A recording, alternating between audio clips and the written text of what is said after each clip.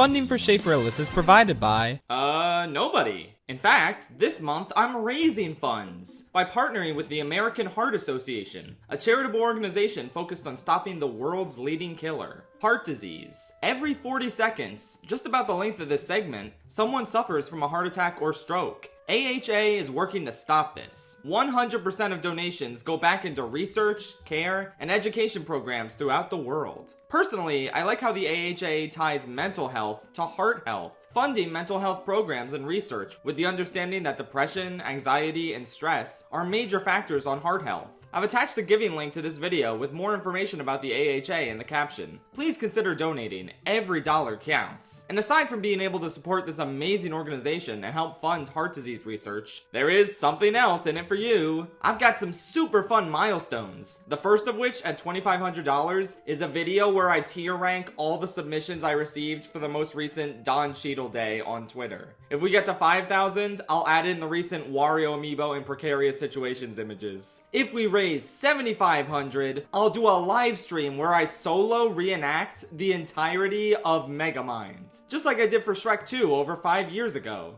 And as you can see in this graphic, there's more. Thank you so much for donating, and now on to the video. 2024 was the year the Wade Whipple show came out, and not much else. Yeah, I think I do want to make ranking every TV show season I've seen in a year a regular thing. Last year I watched 21 different new seasons of television, and this year I upped that number to 23. Some of them I only watched begrudgingly for work, but hey, those count. I don't want to go on with a long intro because I really don't want this video to be as long as last year's, but I only really want to briefly touch on all of these, and it'll be a little bit looser scripted than my typical videos once again. But the one thing I did want to mention is that this is the year I finally watched The Sopranos for the first time. And unfortunately, and I know this will come as quite a shock, but not a single new show or season I watched this year was as good as The Sopranos. I know, crazy, right? But that's the way the gabagool crumbles. The Sopranos is really good, man. Society at large wasn't lying. Okay, now for the actual list of new shows and seasons I watched this year. If it's not on the list, I didn't watch it. And I'm not going to, Arcane fans. I had other stuff to watch, like Megamind Rules. Yeah, so unsurprisingly, this is the worst show I watched this year. But if you saw my second video on it, you'll know that in the end, I really didn't think it was all that atrocious. Megamind vs. the Doom Syndicate is up there as one of humanity's greatest mistakes, but the resulting TV show kinda found its footing and voice a little bit, and ultimately ended up being a 5 out of 10 kids show. I don't know, it really wasn't that bad. I honestly disliked season 3 of The Mandalorian more, which was last place on last year's list. Megamind Rules is just whatever. It upgraded from an absolute monstrosity to just kinda standard and unremarkable. Machiavellian's villain song is so good though, what the hell. Next up is another TV show I watched for work purposes, Knuckles. Honestly, I considered putting this below Megamind. I feel a little bad picking on that show because it did gradually improve at least. Whereas Knuckles is kinda boring, shitty Wade shenanigans the entire time. Except for episode 4, which is inexplicably peak. Father, you can't leave me. I won't, son. I never... Yeah, you know what? Megamind didn't have an episode nearly as good as episode 4 of this show, so I guess that's why it's higher. Thank God Sonic 3 was also fantastic, because if Knuckles was all the Sonic cinematic universe had to show this year, that would be pretty upsetting. Yeah, I don't know. The Flames of Disaster! Watch my review if you want more details on this show, and the same goes for Megamind. Okay, we're already starting to get into okay tier, with this next entry being the third and final season of The Bad Batch. Yeah, I bet you forgot about that show.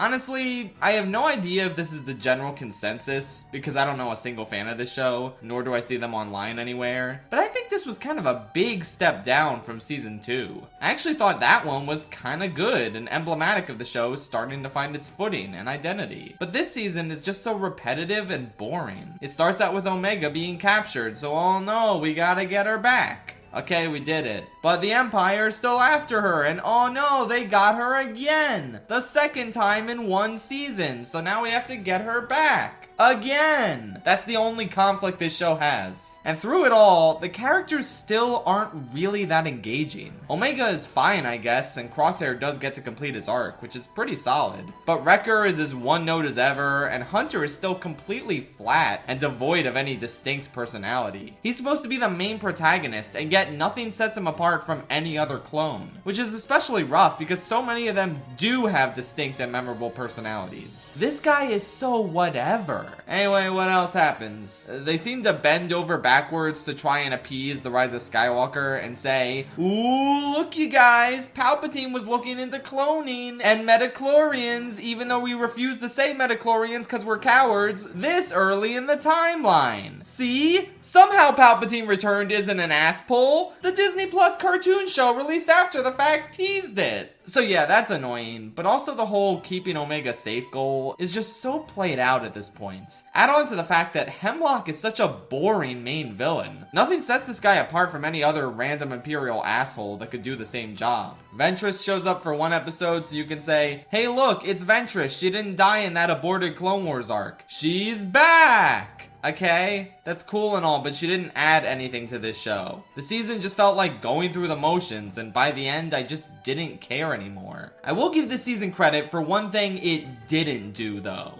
I am so glad they did not bring Tech back. I thought for sure he was going to be one of these mysterious enhanced clones, which would have been so dumb. But no, he's just legit actually dead for realsies. And that is so refreshing because his death was a powerful and potent sacrifice that didn't get undone. So I'm happy about that. Otherwise, yeah, I don't know, man. I didn't watch any of the Star Wars stuff that came out after this because I think the burnout has finally truly hit me. I just don't care about new Star Wars stuff that isn't Andor anymore. I'm sorry. It's the exact same thing as what happened to the MCU for me. I'm just getting off the train now, and I'll only hop back on when I see something I'm actually interested in. Until then, I don't know, happy Life Day. This segment was way too long, we gotta keep moving. Okay, next on the list is the Netflix game show, Is It Cake? You know that meme a few years ago where people would cut into something and it turned out to be cake? Netflix made an entire game show out of that, and I watched it.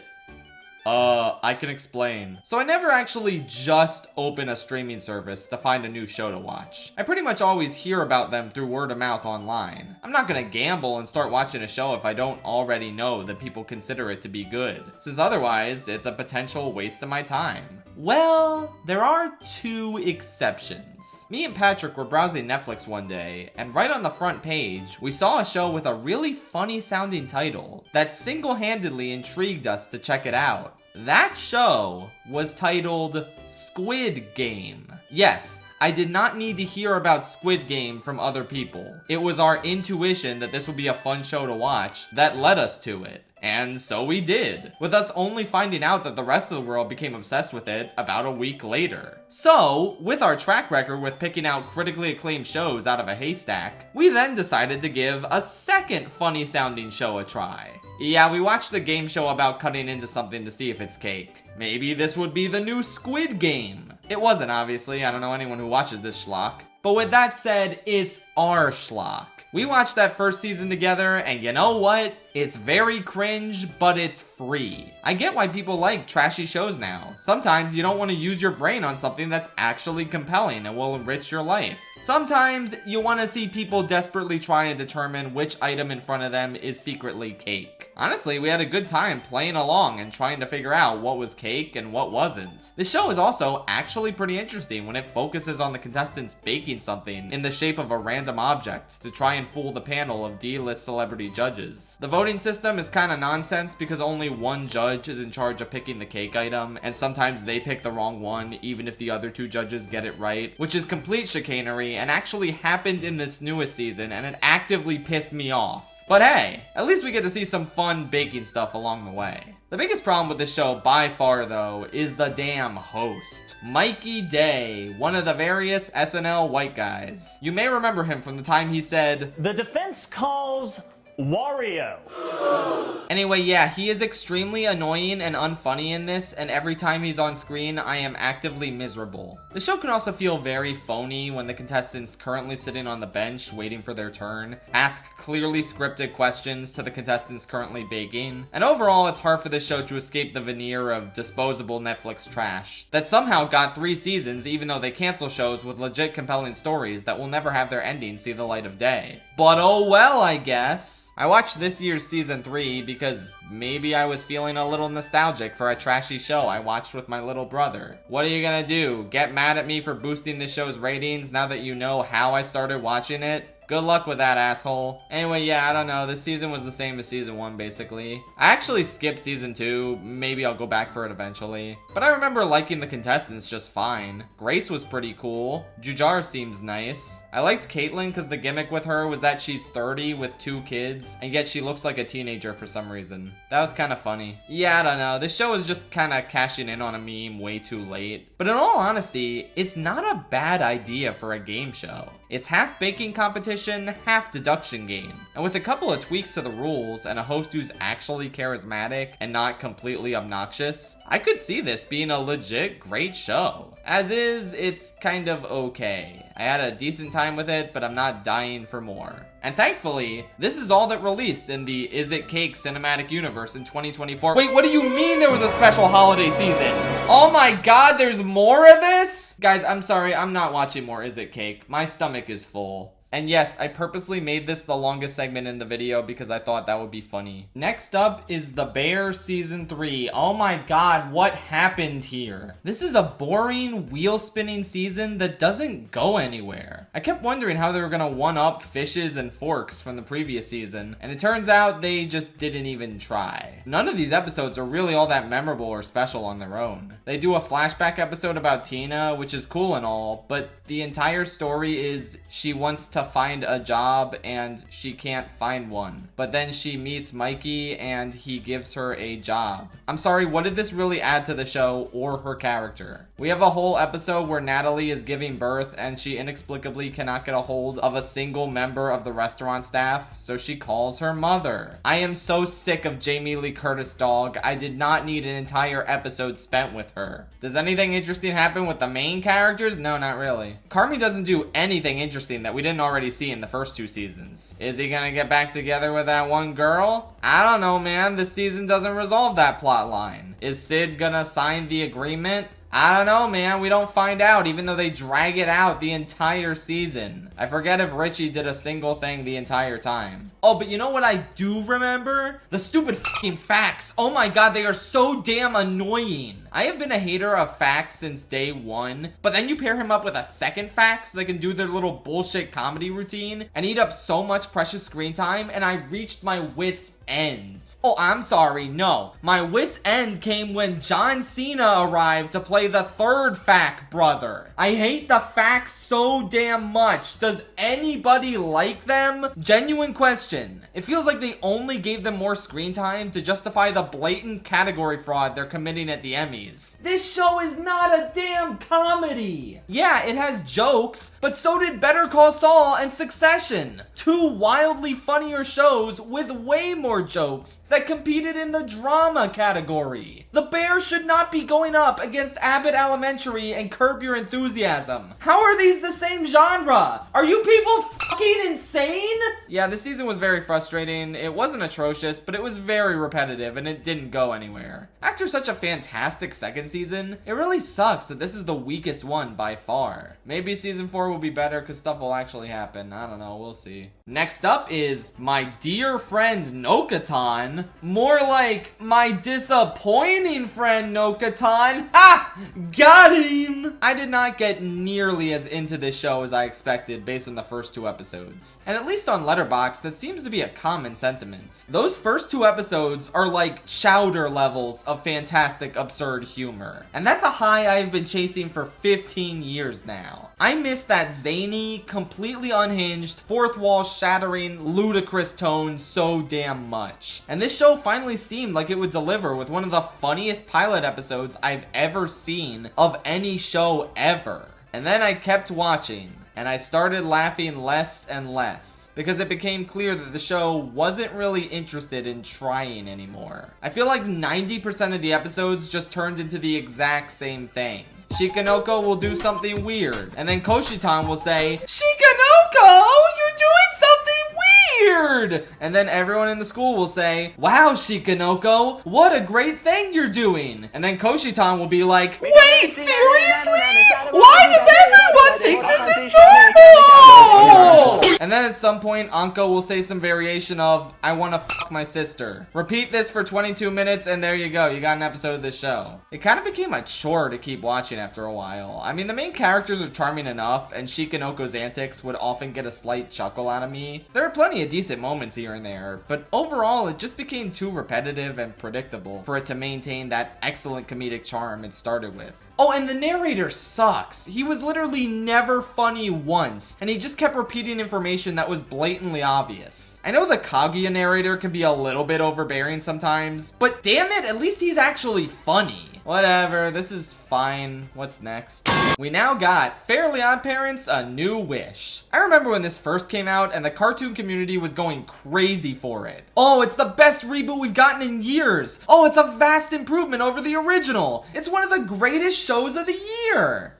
I think it's fine. Yeah, it's nice, it's likable, but I don't think it really holds a candle to the golden years of the original. I think a lot of people really fixated on the fact that it does fix a lot of the original show's flaws. Mainly, Cosmo and Wanda actually love each other in this one, and they don't place Wanda in the stereotypical, kinda sexist naggy role. That's an update to the original that I really do appreciate. It's a definite improvement. But overall, I think this is missing 3 things that made the original series special. First, it just isn't as funny. You gotta understand, Golden Age Fairly Oddparents is like one of the funniest cartoons I've ever seen. It's got a ridiculously goofy and memorable group of side characters, some actually good reference humor, and its cynical edge really works in its favor comedically. My dreams were shattered years ago. How many years ago? How old are you? That leads into my second issue. I feel like this show sanded off a little bit too much of the edge. Getting rid of the more dated and problematic aspects of Cosmo and Wanda's relationship was a good choice. But overall, I feel like this world is just a little too nice. It works in some cases. Like, I really like how the teacher in this is just a genuine nice guy, since it's a great contrast with Crocker. And it's kind of cool that they have the same voice actor too. But I don't know, it was that cynical, brutal world beating down on Timmy constantly that really made it satisfying when he used magic to improve his situation. I can't really say the same for Hazel. This world is just a little too nice to her. Okay, third, and this is a really personal and kind of petty issue that I don't think a lot of people are going to agree with, but I just don't like the 3D animation. I don't know what it is. It looks a little cheap to me, and I just longed for that classic 2D style the whole time. The title cards that were done in that original 2D style looked amazing and just made me think, if only. I also think there were a couple pacing issues. Like, I really wish we just got an episode dedicated to Dev and Perry, where we actually get to see Dev getting on Perry's nerves with his selfishness. Like a lot of people, I got interested in watching this show because I wanted to see what an adult Poof would look like. But honestly, I don't feel like they utilized Perry as much as I would have liked. He didn't get much time to shine and show off his suave-seeming personality. Oh, and I feel like a lot of the reasons Cosmo and Wanda couldn't undo a wish were a bit contrived. Okay, I'm sorry to complain so much, I swear. This show is a genuinely nice, fun watch. They introduced some creative new characters, while also utilizing old ones pretty well, and not letting them completely overtake the show. It has its own identity, with its own cast of characters, and I do really like that. Hazel is a charming new protagonist, and Dev is genuinely pretty interesting as well. Like a lot of people have said, it's just nice to get a Fairly Oddparents reboot that doesn't suck for once. Yeah, I don't know, it wasn't my absolute favorite thing ever, but I still think it's nice that it exists. A fun time, even if I do prefer the original for reasons that aren't just nostalgia. Another show that's kind of okay, teetering on good, is Terminator Zero. So obviously in 2024, for my James Cameron ranking, I watched the first 2 Terminator movies for the first time. And they were obviously amazing, especially the second one. Well, I didn't hear great things about the sequels, but I watched them anyway. 3 was kind of okay, Salvation and Dark Fate were mid, but not awful, and Genesis, well, it was better than The Rise of Skywalker at least. Coincidentally though, this year also marked the release of a Terminator anime, one that I actually heard good things about, which is stunning for a post-T2 Terminator project. So I watched it, and I mean, it is the best Terminator thing since T2, but that's not a very high bar. The show is absolutely at its best when it's just this one scientist talking to Kokoro, an AI system he created to counter Skynet. The conversations they have are genuinely really interesting and well done. Definitely the best parts of the show. but I'm kind of mixed on every other character. I think these kids are kind of annoying, Misaki is kind of underwritten, Eriko is pretty forgettable. The actual Terminator in this is completely sauceless, and kind of the weakest part considering he plays second fiddle to a much more interesting antagonist. Overall though, the stuff with Malcolm and Kokoro really carries a lot of this, and there are some pretty interesting reveals in the latter half of the show. A bit of a mixed bag, but I do think there's more good than average stuff.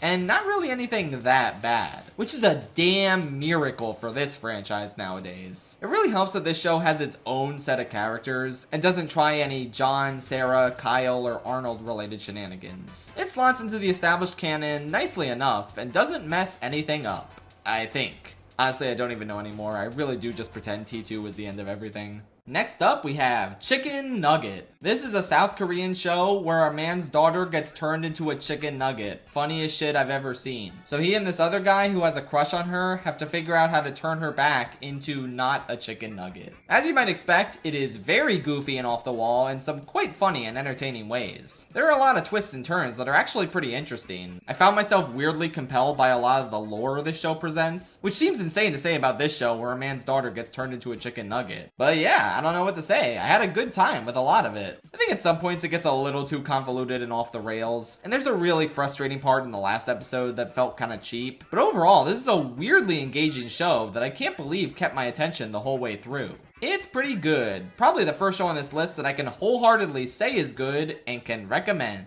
Next up is A Man on the Inside, from the creator of The Good Place and starring one of that show's lead actors, Ted Danson. The Good Place is one of my absolute favorite shows, and while this one isn't nearly as compelling or ambitious, it's just a nice, cute watch that similarly makes you feel good about humanity. It's about a retired widower getting hired as a private eye to infiltrate a retirement home and find a stolen necklace. But this mystery aspect doesn't really matter too much. Really, it's just a nice story about this guy getting a new purpose and lease on life after losing his wife to Alzheimer's. It's just overwhelmingly pleasant, but not in a suffocating season 3 of Ted Lasso-esque way. Just a fun and cute way. I don't even really know what else to say, it just made me happy. It's not earth-shattering television or anything, but it absolutely brightened up my week, and I would definitely recommend it to any fans of The Good Place. Oh, and Stephen McKinley Henderson is in this show. Oh my god, do I love me some Stephen McKinley Henderson. When this guy pops up in anything, I am seated. I don't even know why, he's just so charming.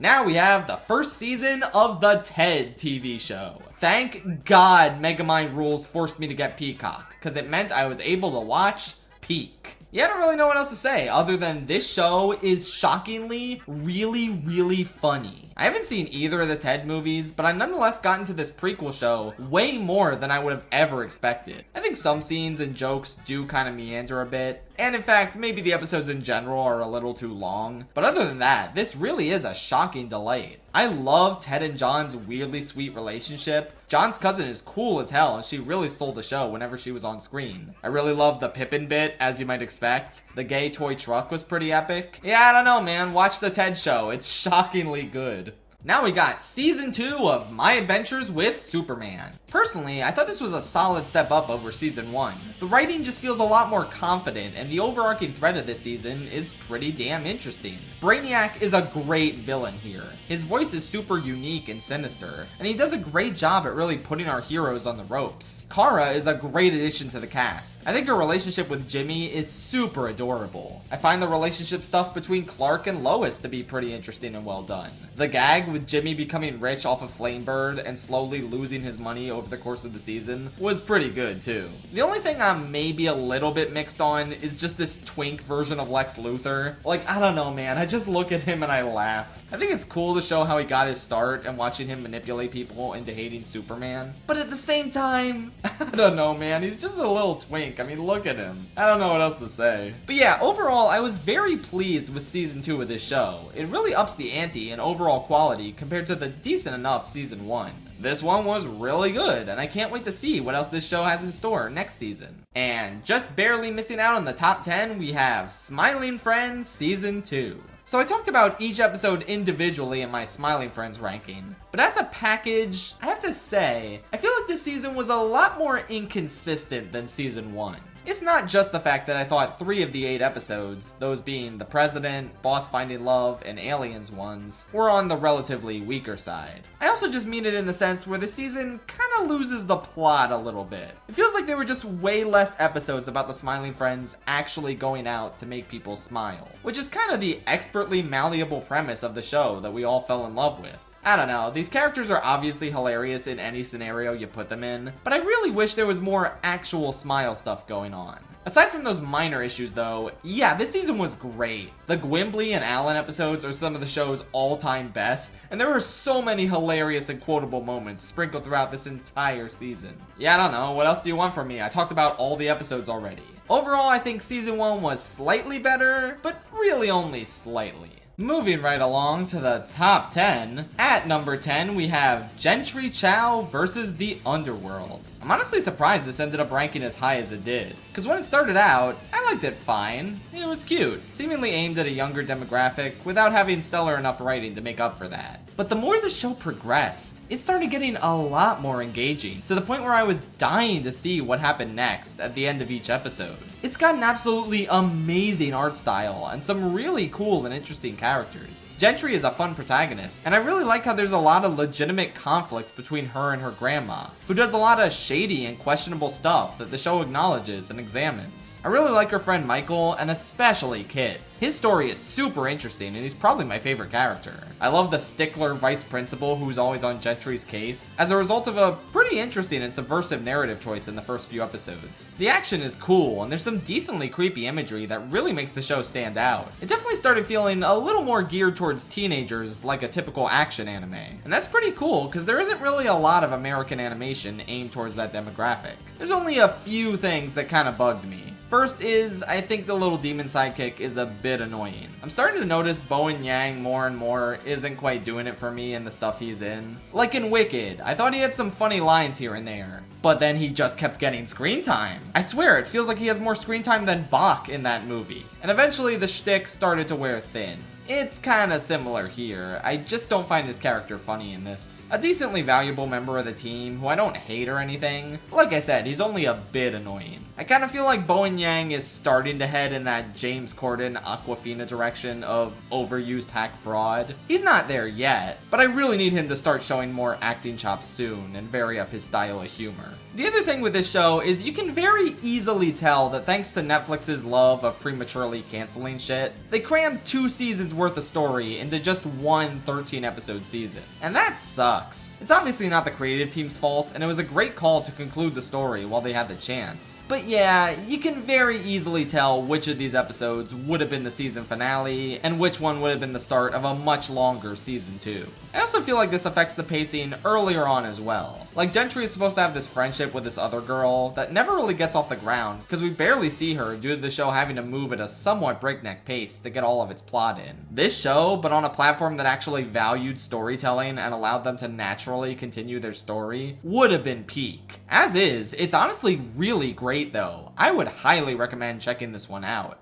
In the number 9 spot, we have Shogun. So this is kind of the belle of the ball of 2024 TV. Everyone hypes it up as the year's best new show. And I think maybe it was a little bit overhyped for me. Like, yeah, don't get me wrong, it's really, really good. I was always intrigued to see what would happen next. I love the performances and the stunning sets and cinematography. Anna Sawai in particular is so damn good as Lady Mariko. Her story arc throughout the show was really compelling and definitely my favorite part of it. It is very interesting to see all these characters manipulate each other in order to advance their standing. I enjoyed the romantic tension between Mariko and White Guy. Seeing White Guy try and navigate and adapt to the culture of Japan is interesting. It's a great show, but it didn't really hook me quite as much as, say, last year's Blue Eye Samurai. I guess I was expecting a little more action at some point. And while the interpersonal drama is good, it's not the all-time best I've ever seen. Yeah, I don't really know what else to say. It's definitely a very, very good, very, very interesting show. But based on the sheer levels of hype I heard about it, I don't know if it quite hit those lofty heights for me.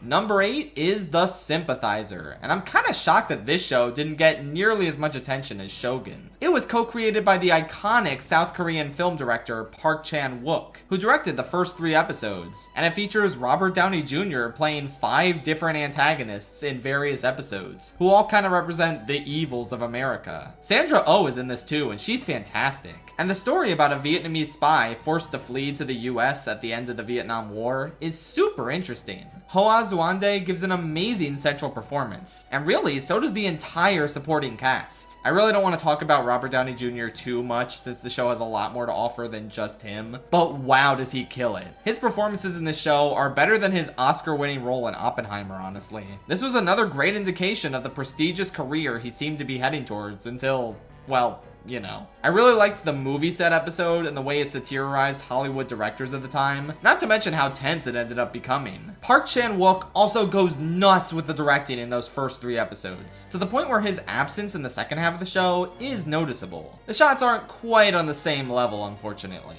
With that said, it's a fantastic watch throughout, and I would highly recommend it. It's ridiculous that nobody talks about this show. Okay, this is one of the most unconventional shows on this list, and I'm kinda shocked I liked it enough to put it in the top 10. But next up is Everybody's in LA, the Netflix late night talk show hosted by John Mulaney. This show came out at the perfect time for me because it literally started airing a week after I got back from visiting LA for the first time. I've never mentioned this before in the past year, but I was actually there because I got invited to Matt Pat's retirement party. It was a really fun time, and he's a super nice and down-to-earth guy IRL. With that said, I genuinely don't know what happened with the Freebirds collab we were supposed to do. I think maybe he forgot because he's busy with a lot of stuff. To be honest, I genuinely don't know how to get a hold of him. Matt Pat, I don't know if you're still watching my videos, but I'd be down to do a musical theater related collab like you mentioned. Just shoot me an email if you want. Anyway, all of this is to say, LA was super cool. I didn't expect it to feel like a large, sprawling town, completely unlike the densely packed, walkable, grid-based New York and Chicago that I'm used to. I saw the Griffith Observatory, the Walk of Fame, Universal Studios, cha-ching,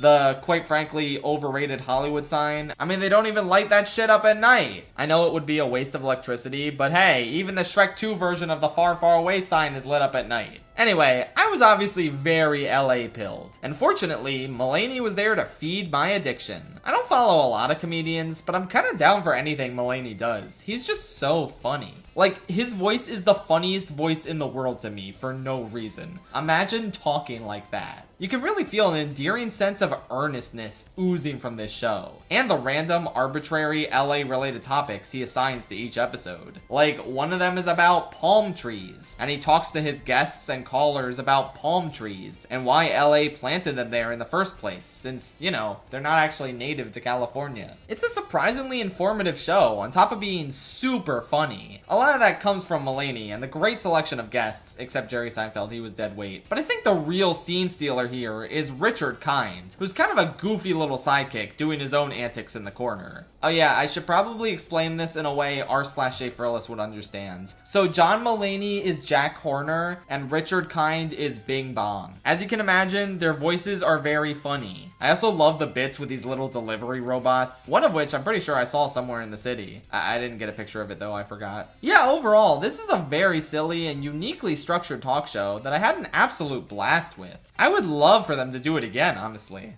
At number 6, we have Dandadan Season 1. So if Shogun was the belle of the ball in terms of American live-action television, Dandadan was certainly the belle of the ball in terms of anime this year. I kinda don't have much to say about it, because everyone has already said every good thing about it, and I agree. Yeah, I think that thing in the first episode is kinda weird, and it makes it really hard to recommend this show, but once you get past that, it's peak. So consistently funny and off the wall. I love the main characters and their relationship. I love the hot grandma. I love the little Yzma cat demon. This show is breezy, silly, and fun before hitting you with the biggest fucking gut punch imaginable in that one episode. I don't even know what else to say, man. This show is honestly really awesome. I think at this point, I'll just watch anything Science Saru gets their hands on, because their style of animation is just so fluid and gorgeous, with this being no exception.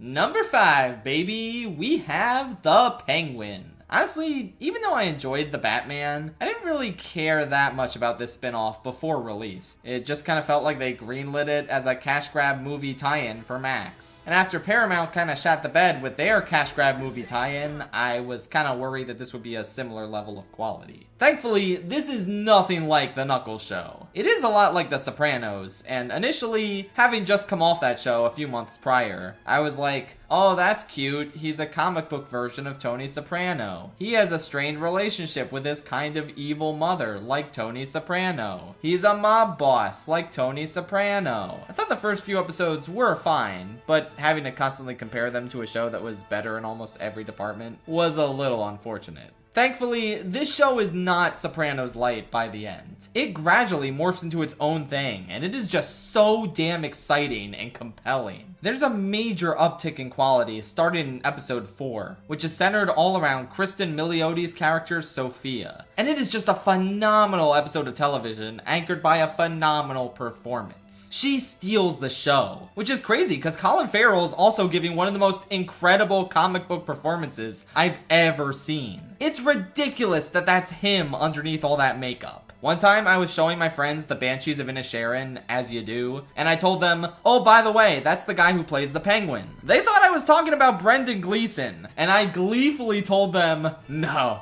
I'm talking about Colin Farrell, actually. They couldn't believe it, because, yeah, quite frankly, I can't either. Anyway, yeah, this show is fantastic. Seeing all these factions go to war is exciting, and as a lot of people have pointed out, the show's single greatest attribute is the fact that they do not make you sympathize with Oz at all. He is a monster through and through, and there are 2 scenes in the latter half of this show. 2 things he does, one in a flashback and one in the present, that simply had my jaw on the fucking floor. The sheer audacity to depict your main character like this is astounding, and I think it deserves to be applauded. They made a show about a villain who acts like a fucking villain. It's that easy, Sony. Overall, I'm so happy this exists. I haven't rewatched The Batman in a while, so I can't say if I like the movie or this show better, but the fact that I even have to ask that damn question is kind of a miracle. If you love The Batman, or hell, even if you haven't seen it, you owe it to yourself to check this show out. It's incredible. Now at number 4, we have the last 4 episodes of season 2 of Invincible. Okay, yeah, the mid-season break was really stupid, but I'm not gonna act like that impacted the quality of these episodes. They're fantastic.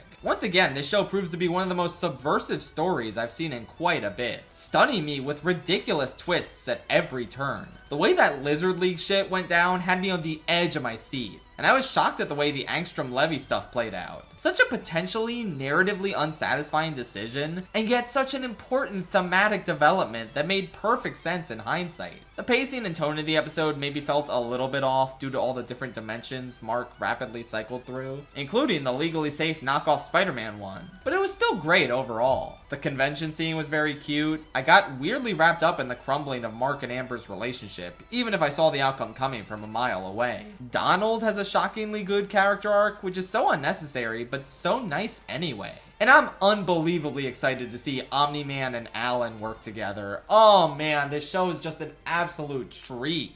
I do kind of wish it was animated a little bit better though. I mean, the amazing characters, great writing, and visceral feel of the gore continue to do a lot of the heavy lifting here. But yeah, it would be ideal if the show was also a looker. Still pretty awesome though. I can't wait for season 3. Now, usurping the throne from Invincible as my favorite superhero show of the year, we have X-Men 97. I have never watched a single clip of the original show this reboot is based on, and yet not only was I able to pick up on the dynamics of all the characters right away, but I was hooked. Oh my god, what a fun, gripping, incredibly written show with a lot of humor and heart, working in tandem with eye-popping animation, crazy concepts, and stunning action. The role this show gives to Magneto is so interesting and unlike anything I've ever seen from the character. There's a pretty out there twist involving Jean Grey, one that so easily could have been seen as ridiculous, but instead they do a damn good job of making it terrifying and morally gray.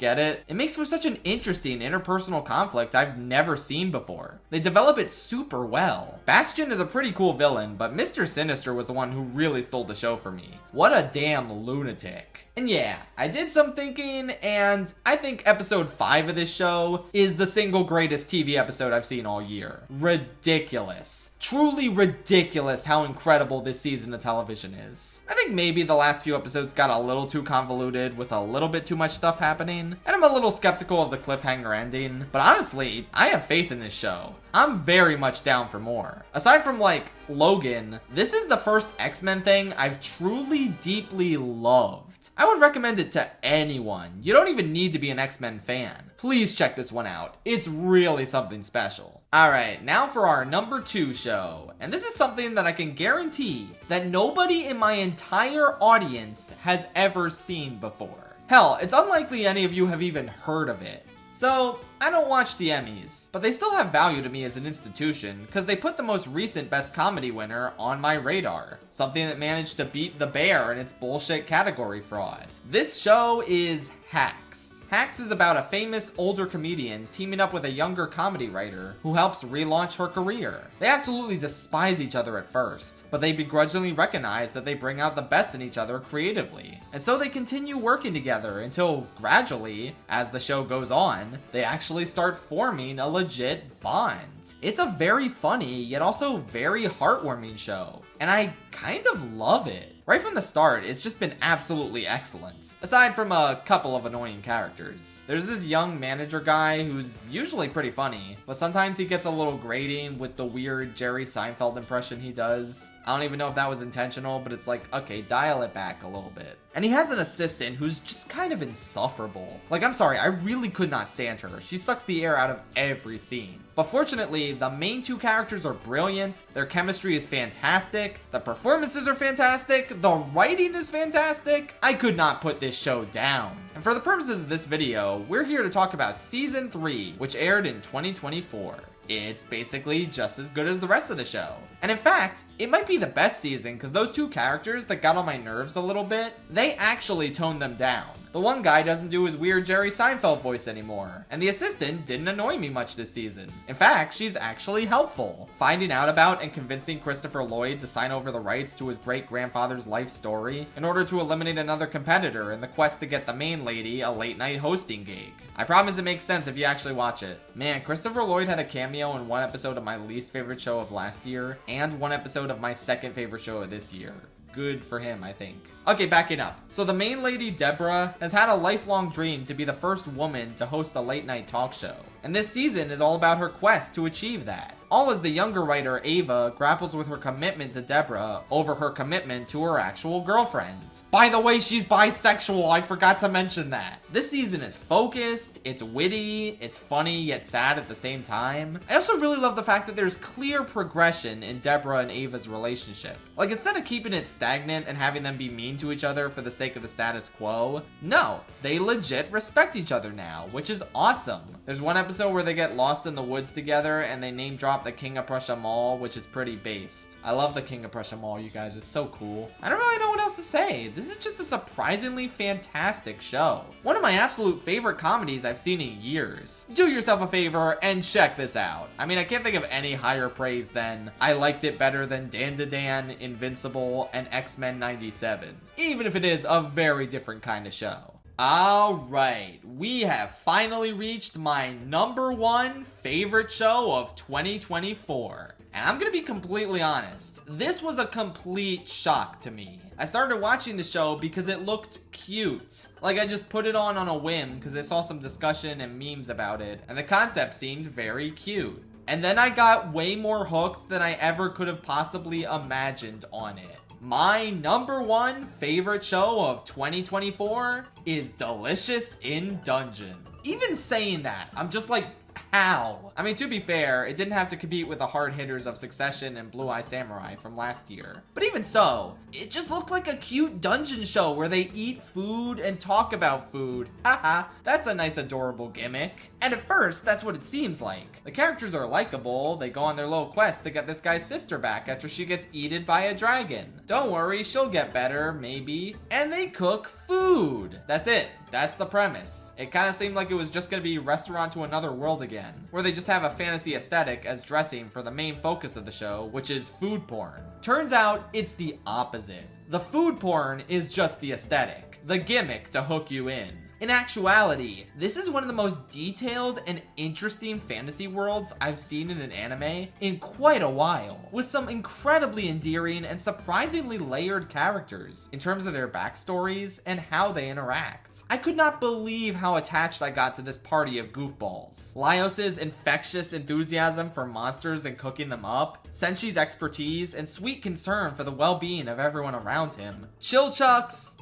actually, I don't really care about Chilchuck that much. And Marcel. Oh my god, my queen. She's such a lovable girl failure. Her pickiness is so cute. Her internal conflict over the use of dark magic is super interesting. Oh man, she's so great. I could legit just watch these four goof around in the dungeon cooking delicious meals forever. But on top of their great camaraderie and individual moments to shine, we also get to experience so many unique and cool concepts this dungeon has to offer alongside them. I am so jealous of this show's creativity, and I don't even want to spoil any of the ridiculously fun encounters they have. Nor do I want to spoil that one thing that genuinely took me off guard towards the middle. Man, I don't even know. This video is going on for long enough, and I want to go to bed, so I'm just gonna stop talking. The onus is on you to watch Delicious in Dungeon now. I am no longer asking. It is fun. It is riveting. I love these characters more than most of my family members. Go watch it. Okay, before I sign off for real, out of all 23 of these shows, here are the top 5 opening theme songs. I was gonna rank all the theme songs as a little bonus, but then again, most of these don't even have theme songs, just little jingles. Hacks doesn't even have anything. The title of the show just randomly appears in each episode, with no musical fanfare whatsoever. Dude, half the reason to make a TV show in the first place is to have a banger theme song. I don't know why you would go through all the trouble to make a show and then squander the chance for a cool OP. So with that said, here are the bangers of this year. First of all, honorable mention to Megamind Rules, because the theme song is indeed the actual best part of that show, aside from Machiavellian's song. Number 5, Fairly Oddparents, A New Wish. A really catchy and fluid reworking of the original theme song. I still like the original theme song better though, sorry. Number 4, X-Men 97. Pulpy, comic booky, and super exciting. If I saw this on Saturday mornings as a kid, I would shit myself every time. Number 3, My Dear Friend Nokotan. Honestly, this is also the best part of this show. Ridiculously catchy, bouncy, and off the wall. I like the Chibi Japan and the Dark Souls reference. Haven't seen the show itself in months, but I still listen to this song every day. Number 2, Jentry Chau. This one goes nuts. It might be the best theme song for any Western animated show I've seen in years. So fluid, so exciting, incorporating pretty much every major character and aspect of the show. This is the stuff dreams are made of, and I'm furious that more Western animated shows don't aspire to its level of awesomeness. And the number 1 best intro of the year is Dandadan, obviously. Like you knew that already. The coolest, most unique, most striking anime OP I've seen in a while. Go watch a video analyzing it or something. Or watch the damn thing itself. I don't know, man. I think this one's pretty self-explanatory. It has a big crab in it, and for some reason, I really like big crabs. Anyway, yeah, that's the end of the video. See you next time for the best movies of 2024. Sonic 3 will tragically not be on that list, but I hope you enjoy it anyway.